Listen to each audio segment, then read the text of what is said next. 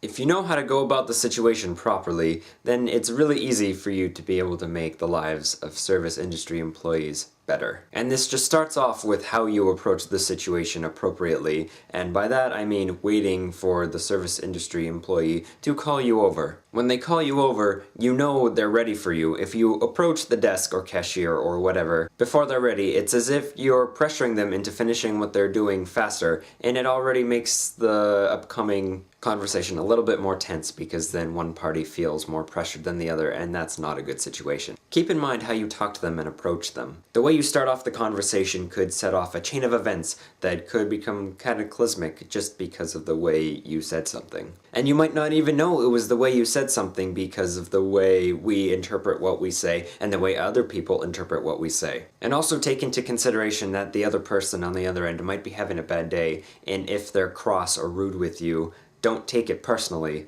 It's a lot easier to walk away from the situation with just one party upset versus two parties upset, when the second party could have just avoided that by just being the bigger person and walking away. And if worst comes to worst, just go talk to the management about that employee if you think that they were rude with you, because in the end, they will most likely listen to you about that employee, and they'll go talk to them and tell them how they should approach the situation better next time. If someone or something upsets you during the experience, you shouldn't let that affect how you talk to the management about it. Again, if you're rude or upset with them, it's just going to cause a chain of events that shouldn't be happening. If you're rude with them or just plain unpleasant to be around, what's their incentive to help you out with your situation? They're more likely to sympathize with you and give you compensation if you talk them through the situation like a normal person would. The interaction completely changes when you start yelling obscenities at anybody, for that matter, not just the management. That really doesn't get you nowhere with anybody, really. It just doesn't. You come off like a maniac, they probably don't want you back at the establishment because of the way you're acting. And to top it all off, you're embarrassing yourself in front of so many people, because if you think they're not going to talk about you after you leave, you've got another thing coming.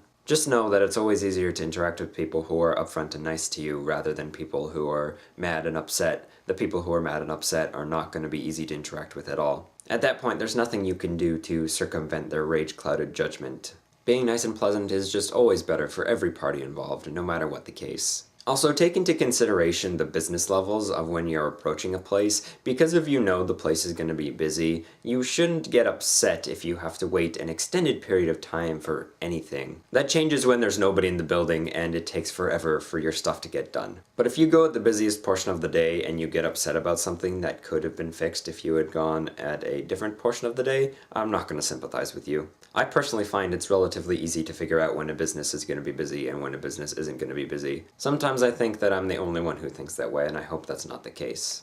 In the future, I really hope it's easier for people to complete customer service interactions without any of the parties getting upset.